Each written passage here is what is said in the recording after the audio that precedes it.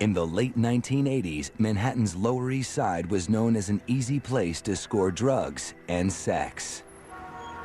Prostitutes worked right in the open, turning $20 tricks for quick drug money along certain streets known as strolls.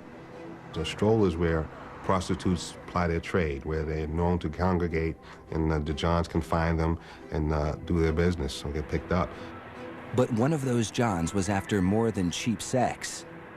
He was out for blood. Tragedy happens in lives. Unfortunately, it was their lives. The world wouldn't know his name until after his killing spree had ended. Now, in a rare prison interview, serial killer Joel Rifkin talks about his sickening crimes down to the smallest detail. I remember while I was strangling in the truck, she had boots on. She was kicking the driver's side door during this whole thing. Over a 4-year period, the sadistic killer patronized hundreds of New York City prostitutes. He strangled 17 of them with his bare hands. Why those 17 beats me. He discarded their bodies in remote areas or dumped them into local rivers. Some he dismembered.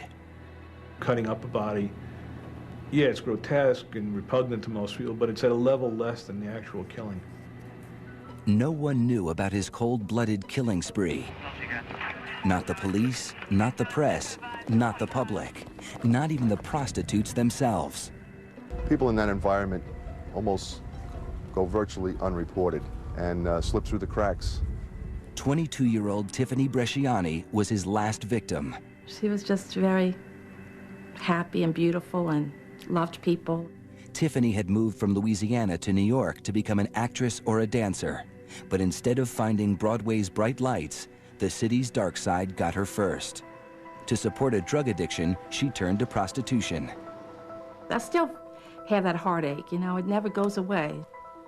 There's that empty feeling sometimes, you know, without her. In spite of her troubles, Tiffany remained in close touch with her mother.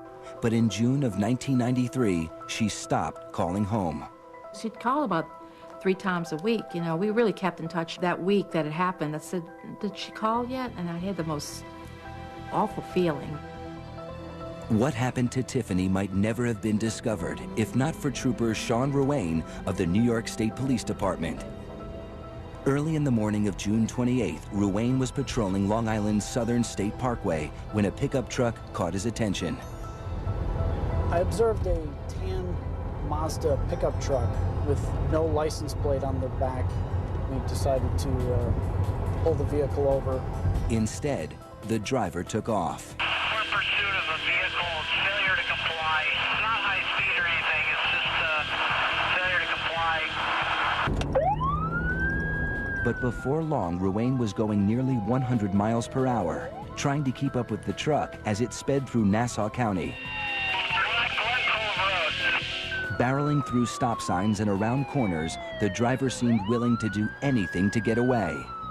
The vehicle actually went up onto 2 wheels, and I thought it was going to actually roll over. Lucky for him, it landed back on 4 wheels. After a frantic half-hour pursuit, the driver's luck ran out when he crashed into a streetlight. I ran up to the driver's side of his car, opened the door. He happened to be sitting in the driver's seat with his hands up like this, basically giving up. Very kind of casual, actually.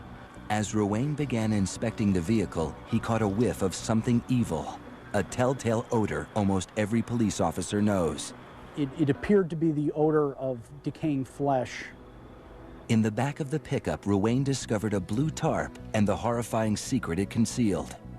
It appeared as if someone was just rolled up in like a blanket, and upon pulling back the tarp, we realized that there was a deceased subject in the car. I was never expecting that. The grisly find was radioed back to headquarters. Expired cadaver inside a plastic bag, a body inside a plastic bag in the back of the trunk.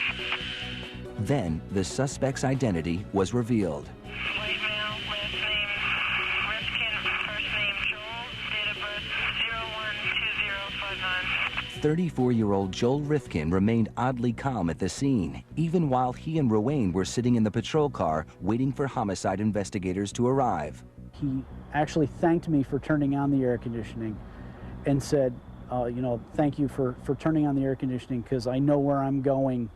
I'm not going to have that.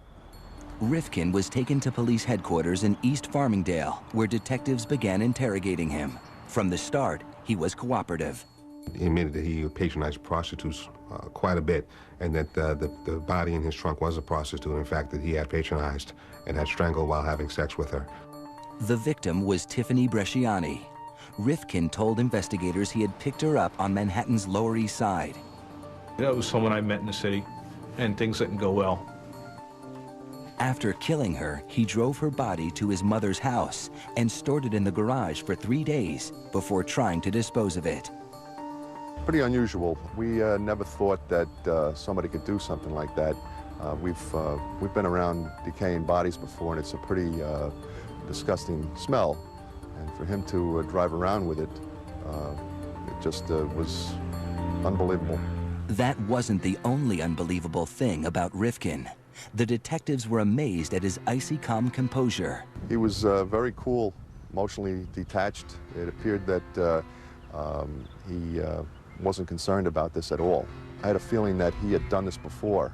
Under questioning, Rifkin filled in more details about his life. He worked as a landscaper on Long Island, but was unemployed at the time. He lived in his childhood home with his mother and sister. But investigators sensed there was more, much more, to Joel Rifkin's story. Well, what I thought unusual is that here's a fella that looks like he could be your next door neighbor, and then go out at night, pick up a girl and strangle her, kill her, and then dispose of the body, almost like it came like second nature. The detectives followed their hunch and asked Rifkin if there were other victims. I figured, you know, there was no point in being evasive. I gave him the whole thing. What Rifkin gave was more than anyone imagined. A confession that turned a down-and-out landscaper from Long Island into the worst serial killer in New York State history. At police headquarters, Joel Rifkin was playing a cat-and-mouse game with detectives. The 34-year-old unemployed gardener just confessed to the murder of Tiffany Bresciani, whose body was found in the back of his truck. But investigators believe there was more to the story. 7 hours into the grilling, Rifkin began to crack. They were wearing me down. It was already getting into afternoon. I'm tired. Didn't sleep the night before. They're very good at what they do. They know how to bring you to the edge and then take you back and then bring you back to the edge again. The detectives wanted to know how many other women he had killed. And then they decided to play a numbers game with me. And we asked him, like, how many have you done, 100 or so? And he said, no, I did not do it 100 times. I came out with more than one, less than 20. And going through different numbers, he said 17. He gave us the number 17. Even to such seasoned homicide detectives, the number was a shock. When that came out, that number came out, I was taken aback a little bit. He fed off of that. I think he fed off of, listen, what I've done 17, and you guys are just catching me now. He offered to draw the skeptical detectives a map showing where he had put 2 other victims. I think they were very surprised. Finally, I just, hand me a map and a couple of pens and, I'll draw you pictures. So I did. Rifkin's map led police to a remote part of JFK Airport where they found a skeleton beneath a rotting mattress. It was the remains of 25-year-old Iris Sanchez, whom Rifkin murdered on Mother's Day in 1992.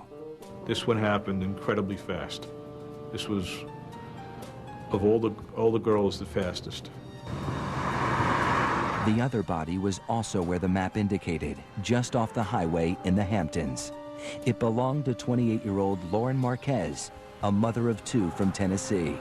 I just basically leaned over her and grabbed her neck. We were able to recover at least 2 bodies that had not been discovered before. So that pretty much put him in the realm of being believable. Now, with 3 confirmed bodies to his deadly resume, the detectives understood who they had captured. Not just a suspected murderer, but a confessed serial killer. I sensed that he had no remorse, and I don't think he thought of the victims as human beings. I think he thought of them as just as swatting a fly. On that June day in 1993, the interrogation stretched on for 12 hours as Rifkin described each of his 17 murders in gruesome detail. His recollection was very amazing. He could recall all these things from 1989. He went all the way to 1993. With each victim, how he killed them, which ones he dismembered, how he disposed of them. Before the day was out, police executed a search warrant at his childhood home. His bedroom was a mess, filled with used dishes, soiled clothes, and discarded magazines. But among the filth, the detectives discovered valuable evidence, hundreds of personal items from his victims. We were overwhelmed, like, how are we going to go through this and go through meticulously? We started to find identification and jewelry and different things belonging to girls, underwear, clothing. Rifkin had saved trophies from each woman to help him remember the murders. As the numbers started to increase, an ID would, okay, that has a photo, I know who that girl was, or a piece of jewelry, okay, I know that it's from that girl. So yeah, it would help keep the sequence and to remember who was who and remember the events. Those become very important to him. Many times it's an aid in reliving the fantasy. Detectives also found a collection of research material on other serial killers. We found newspaper articles chronicling other serial killers at the time, Jeffrey Dahmer, Arthur Sawcross, different books on the Green River Killer. It almost seemed like he was making a study of these type of individuals, fully knowing what he was. Police hauled away hundreds of pieces of evidence, including a saw, a freezer, and a wheelbarrow containing a quart of fresh blood. To help unravel this awful mystery, they turned to his mother and sister, whom Rifkin lived with during his 4-year killing spree. I was incredulous that she didn't know, that nobody could know that these things were going on underneath their roof. But how well do we really know the people that we live with? As police confirmed each one of his 17 victims, a fuller picture began to emerge. Joel Rifkin wasn't just the most prolific serial killer in New York's history. He was one of the worst of all time, eclipsing such infamous killers as David Berkowitz, the son of Sam, Richard Ramirez, the Night Stalker, and Albert DeSalvo, the Boston Strangler. As soon as the news got out, this case took a life of its own. After a life spent hiding in the shadows, suddenly the whole world knew who Joel Rifkin was. Where did you do it? Mr. Rifkin, are you responsible for the 17 murders?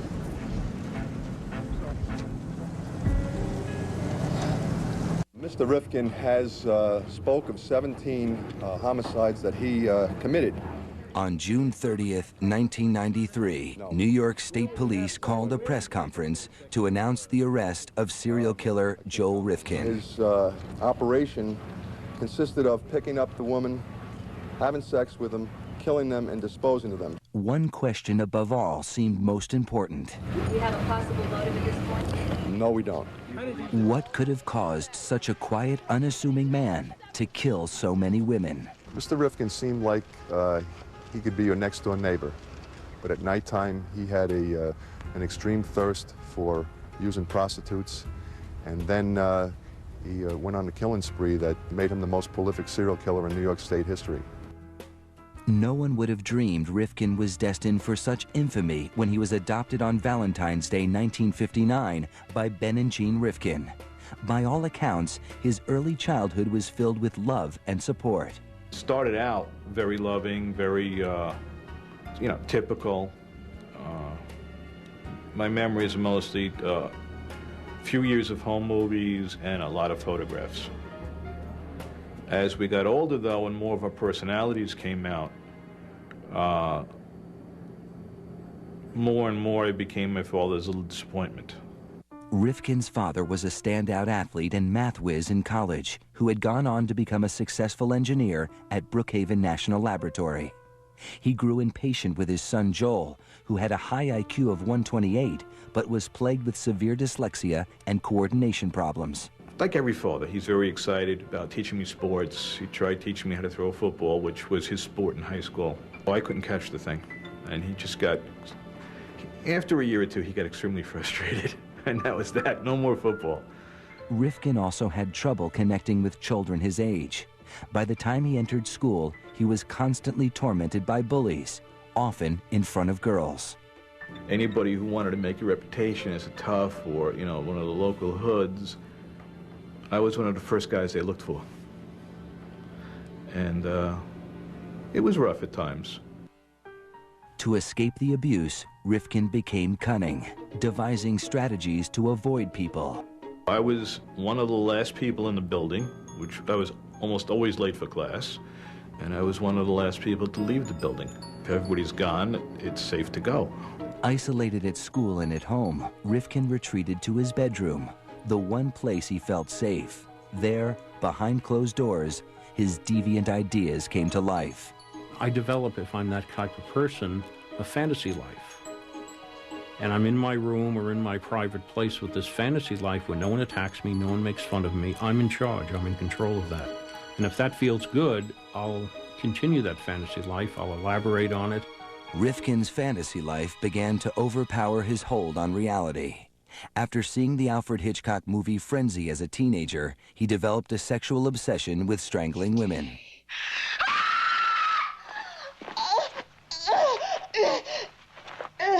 I remember seeing Hitchcock's Frenzy, which I later had a videotape of. It used to always get my attention.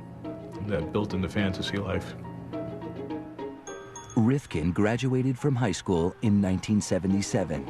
He stayed at home taking a class at the local community college. 1 year later, he enrolled at the State University of New York at Brockport, 200 miles away. Before leaving for his first semester, Rifkin decided that he might fit in better if he lost his virginity. I figured, well, I should have at least some experience. I should kind of know something of what this whole thing is. Rifkin headed into Manhattan and picked up a prostitute. She knew I was a kid, basically, so this particular woman was, I would guess, in her 30s. She'd been around, so she basically, you know, played teacher. Rifkin didn't just learn about sex. After years of feeling rejected and humiliated by girls, for just $20, he could be the one in control. The feeling intoxicated him.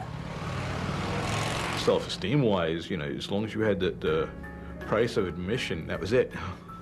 There was no rejection. There was no, you know, you're weird, you're in there, none of that. But even with experience, Rifkin was still an outcast at college. After 2 years, he gave up and moved back home. His father was furious, tired of being disappointed by his underachieving son. Me and my father used to have these horrendous screaming matches over little nothing things. And I was made to feel like the worst kind of son on the planet. In 1986, Ben Rifkin was diagnosed with terminal cancer.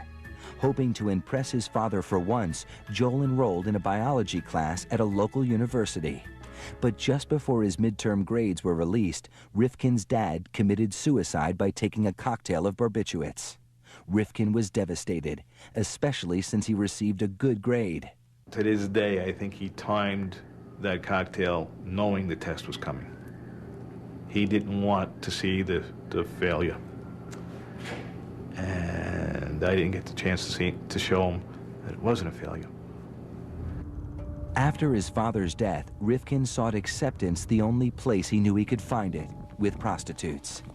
When he started a landscaping business in 1989, almost every dollar he earned went into his obsession. That was basically my drug of choice, whether it was the sexual encounter or just hanging out with them. I mean, there were times I'd spend 8 hours just driving around in the city. In February 1989, 2 years to the week after his father's death, Rifkin finally succumbed to his dark fantasies. His mother and sister had gone on vacation, and Joel decided to bring home a prostitute. She was using heroin during that night. She shot up in the bathroom and passed out for 2 hours. We had sex once, and then she shot up again and passed out again. Rifkin, who never used drugs and rarely drank, became irritated with the woman's drug habit. In the morning, still frustrated, he grabbed a howitzer shell that he had in the house and began to hit her. And I just remember picking it up, and the first blow hit her above the eye in the middle of the forehead. And by the time I put it down, I don't know, at least 20 to 30 times I struck her with it. Rifkin thought she was dead, but she wasn't. I'm hopping around, and she sits up.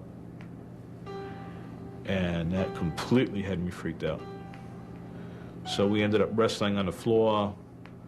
I got bitten in the process. I still had the scar from that.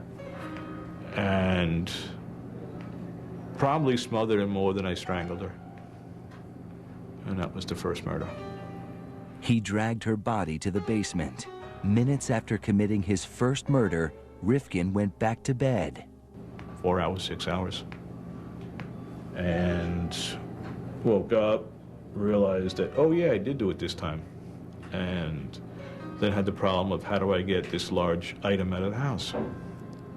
Rifkin used an X-Acto knife to cut her body into pieces. And I just decided to make the package smaller. It's easier to take it out in little pieces than to take it out in one big piece. So a little hobby knife and a little effort, made 6 pieces out of her. Once I had everything carved around, I just popped it with force. The hip socket and arm sockets just popped.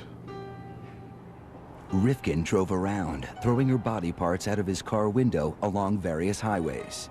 She has still never been identified. Then Rifkin went home and resumed his normal life. I don't remember any rage, any anger, just doing it. That's the odd thing about most of these murders, in that I didn't get intensely enraged. They just took place. For the first time in his life, Joel Rifkin was finally good at something. He was good at murder.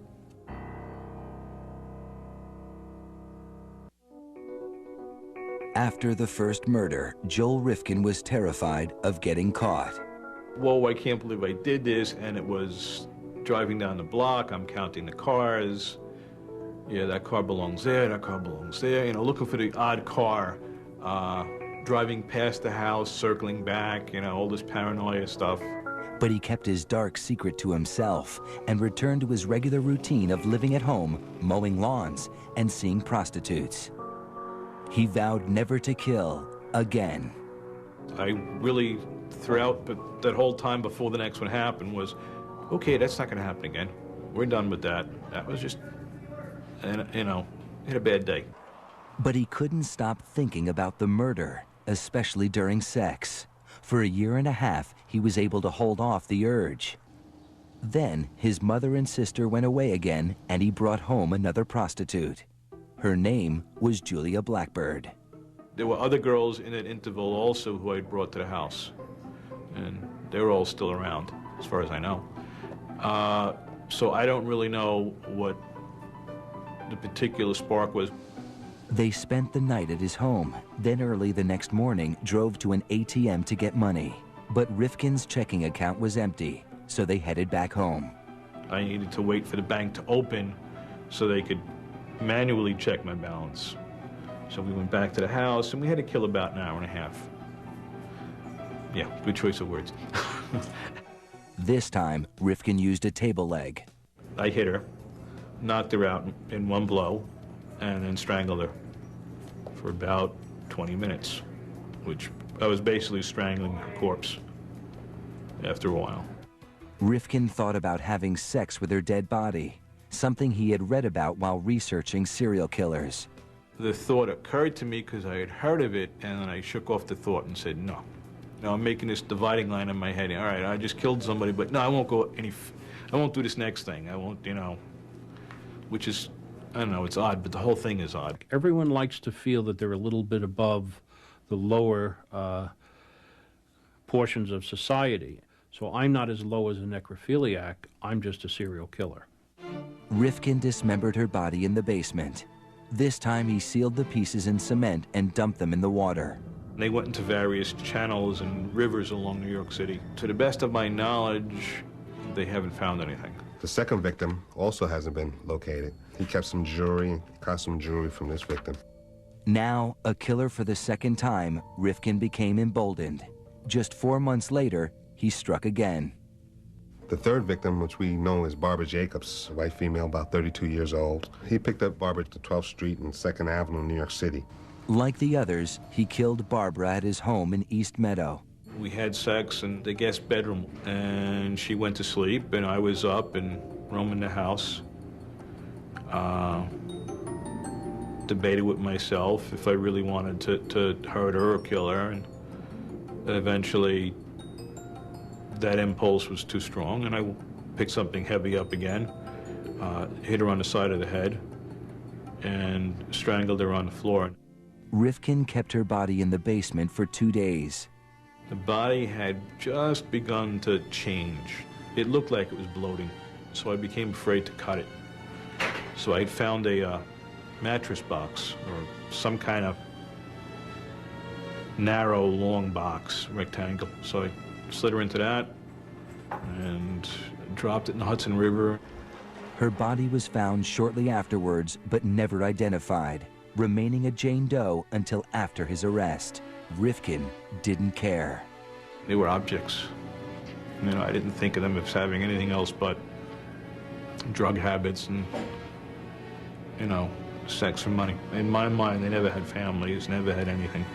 These killers, over and over again, have an abnormal need for power and control. We all like a certain level of power and control, but they have an abnormal need for it. Why? Because it was taken away in their earlier years. So now they're going to react, and now they're going to try to overcompensate for that. Self-employed, with no friends or social life, Rifkin was able to carry on with impunity. His family left him alone and didn't ask questions. Mom was like, hey, as long as he's not moping, as long as he's out doing something. His family pretty much were resigned to the fact that the type of person he was, a loner, kept to himself a lot up in his room. He would be out roaming at all hours of the night. That was a normal course for him, as far as the family was concerned. A few of the women actually escaped his death grip, unaware of his fatal intentions. One girl she managed to hook her foot around and lift me up to the roof of the car, and broke contact, and I'm basically dangling like a bug. And I relaxed, she relaxed, and she was like, I gotta quit doing this. And of course, you're probably like me, I gotta quit doing this, and the next night she's back out and I'm back out. The first 3 murders had occurred with long intervals between them. But his fourth victim, 22-year-old Mary Ellen DeLuca, happened just a few weeks later. Rifkin says he didn't even intend to kill her. We ended up in a hotel room. My thinking was, 2 people walk into a hotel room, 2 people have to come out of a hotel room. So I was looking for ways to avoid the killing. In the room, DeLuca began to lament about her life. She was saying stories of how she had just come out of rehab and now she's getting stoned again, and her life is crap, and this has got to stop, and I wish I was dead. And I was like, she didn't have to say much more after that. Rifkin grabbed her throat. So we didn't even have any sex. Nice, the heck with it. Never even started the sex act, just strangled her. Now he had a problem. He had to get DeLuca's body out of the motel without anyone seeing. Pulled the curtains down, do not disturb on the door, and I went shopping for a trunk like a kid takes to summer camp. He got the idea to use a trunk from the same Alfred Hitchcock movie that gave him his first sadistic fantasy. That idea I lifted from Frenzy. The idea worked. Her body, partially decomposed body, was found on October 1st, 1991, adjacent to a rest area in Route 32 in upstate town of Cornwall, New York. Rifkin was not only killing more frequently, he was getting better at it. But he wouldn't get away with it forever. As the body count grew, Joel Rifkin began taking bigger chances. He murdered his 5th victim, 21-year-old Yun Lee, in his truck near the Williamsburg Bridge. I just grabbed her by the neck and didn't let go. It was broad daylight. Rifkin propped Yun Lee's body up in the passenger seat and took the expressway back to Long Island. I had to get gas. So I pulled into the self-service gas station there with body on the front seat. He drove to a work lot where he stored gardening equipment and put her body in the same steamer trunk he had used to hide his previous victim. Then, Rifkin returned to the city and dumped the trunk in the Harlem River. Her partially decomposed body was found in the body of water off Randall's Island in New York City.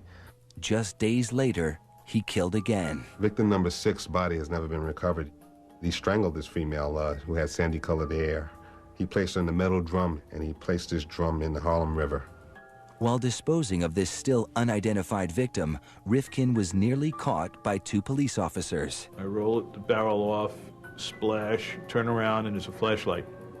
And it's 2 of New York City's finest. What are you doing? He told the officers he'd been scavenging for car parts. The cops let him go. That was the type of thing, yeah. Rifkin went on to kill 11 more women. His murders didn't stand out in a city that was averaging 2,000 homicides a year. The multitude of cases, and homicide cases and victims that in New York City, a jurisdiction like New York City gets, this is just an unfortunate thing sometimes. By the end of 1991, his 3rd year of killing, Rifkin had murdered 7 women. In the next year alone, 1992, he killed 8 more. I'm not even thinking about it anymore. Some of these other girls, it just didn't take anything. Very almost automatic. All of his victims were strangled. Joe Rifkin is a true sexual sadist. That thrill that he gets, it gets intermingled in sex. But again, keep in mind that tremendous feeling of power and control he would have strangling a defenseless prostitute. By discarding the bodies over a wide area, Rifkin kept police from connecting the murders. Nobody Rifkin knew suspected anything either. If he met Joel on the street, you would think that he was an unassuming guy. I don't think you'd take a second glance at him. Then, in late June 1993, Rifkin picked up his last victim, Tiffany Bresciani, while driving his mother's Toyota. He strangled her in the back seat and drove home. She's naked. I threw some car mats on her. I remember passing a tour bus, deciding it's not a good road. And I remember pulling off, drove to Kmart. Rifkin bought a blue tarp to wrap up Tiffany's body. Now it's around 9 o'clock in the morning. Drive home. Mom has some shopping errands to run. And it's her car. So Mom drives off with basically a very odd-shaped package in her trunk. And Mom never used the trunk that morning. After his mother returned, Rifkin moved Tiffany's body to the garage, where he left it for 3 days. Very hot days, and now it's nice and ripe. Early in the morning of June 28th, Rifkin drove off to dispose of Tiffany's body. But his truck's license plate wasn't properly attached. I heard it fall, and I'm a sloppy mechanic. There's tools everywhere. So I thought I had left a wrench or a socket someplace, and it bounced off. Soon after, Rifkin saw flashing lights in his mirror. Knowing the police would smell the stench from Tiffany's body, he decided to make a break for it and drive into the ocean. I was looking for literally a place to crash. I figured sink the truck, swim, hide under the pier for a while. I don't know what I was thinking. Instead, Rifkin crashed into a light pole after a 30-minute chase. He offered no resistance as Trooper Sean Ruane took him into custody. He asked me, he's like, why were you stopping me anyway? At which point in time I advised him that the reason why we stopped him was because there were no license plates on the vehicle. At which point in time he responded, you know, it's always a 25-cent part. Joel Rifkin's killing spree was finally over. The world was shocked when it learned of his crimes. After being invisible for so long, Rifkin was now in the spotlight. His trial loomed ahead. Soon, he would have to face the families of the women he murdered. My daughter didn't, she didn't deserve to die like that.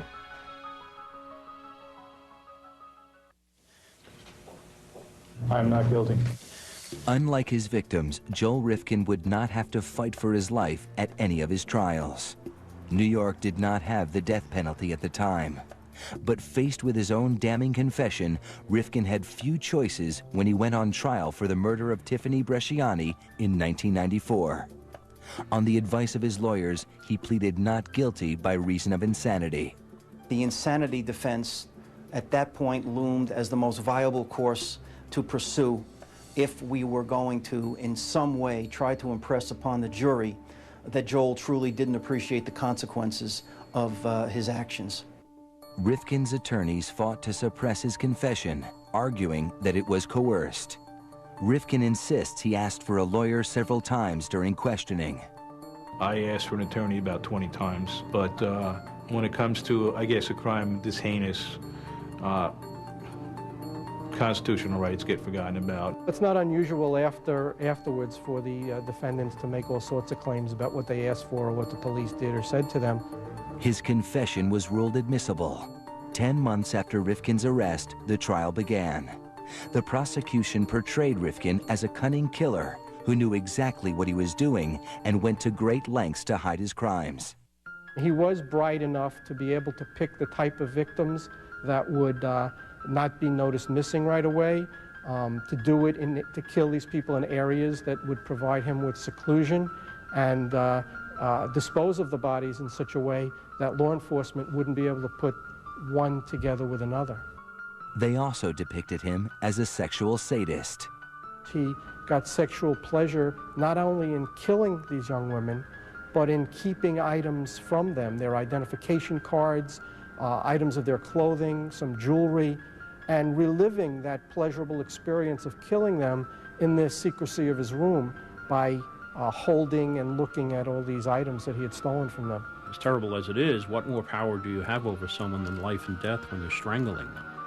The defense argued that Rifkin was a paranoid schizophrenic, legally insane, and incapable of comprehending the consequences of his actions.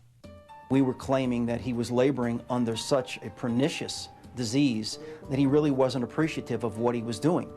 Tiffany Bresciani's mother testified at the trial. I knew I had to take a stand not only for my daughter, but for all women in the world. The mothers of 2 other victims were constant fixtures at the courthouse, demanding justice. They wouldn't let me do it, I'll kill him myself. Rifkin's mother was there as well, standing by her adopted son in spite of his gruesome crimes. I didn't know what unconditional love was until my arrest. In the courtroom, Rifkin appeared disinterested, falling asleep several times during the trial. After 2 weeks, both sides made their closing arguments. The dead, even though disposed of, were dates to Joel Rifkin. His mind never drew the connection between what was real, what was fantasy, what was life, what was death. He knew when he killed Tiffany Bresciani that he was a serial killer.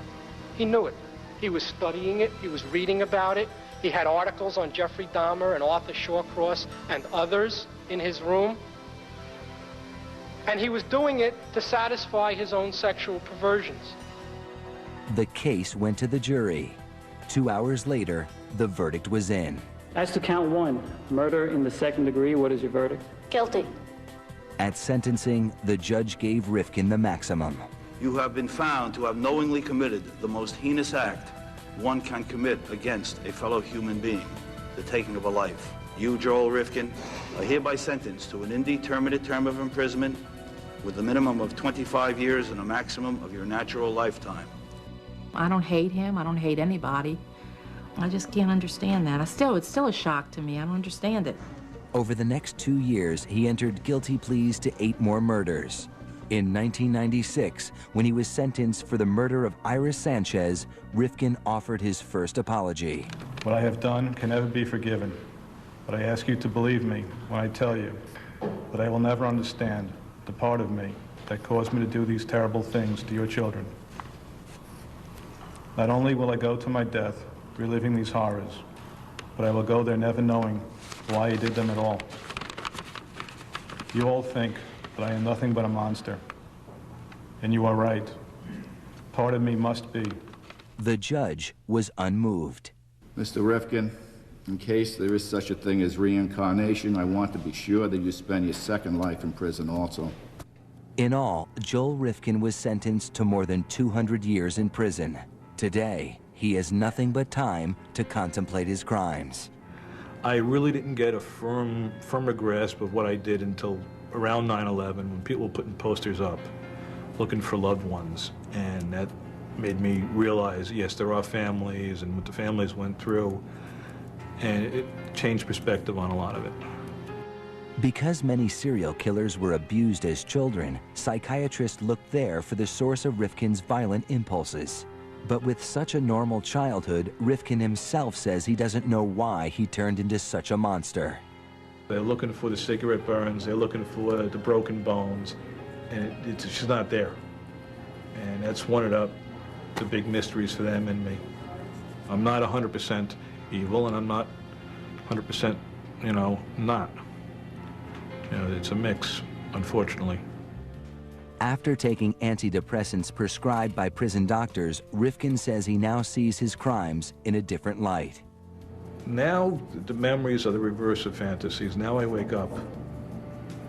Now it's like a kid waking up from a nightmare. They come and I wake up and get something to read to distract myself. But Rifkin also says he can't guarantee, if he had the chance, that he wouldn't kill again. The honest answer is I don't know. I don't know if I was released if I'd ever kill again. I might.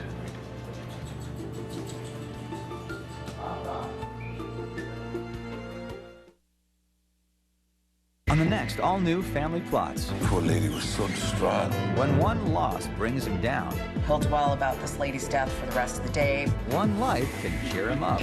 Chuck took his kitty to a costume party. I think we need a little help. Up against the ropes, baby. An all-new Family Plots. Sunday at 9 on A&E.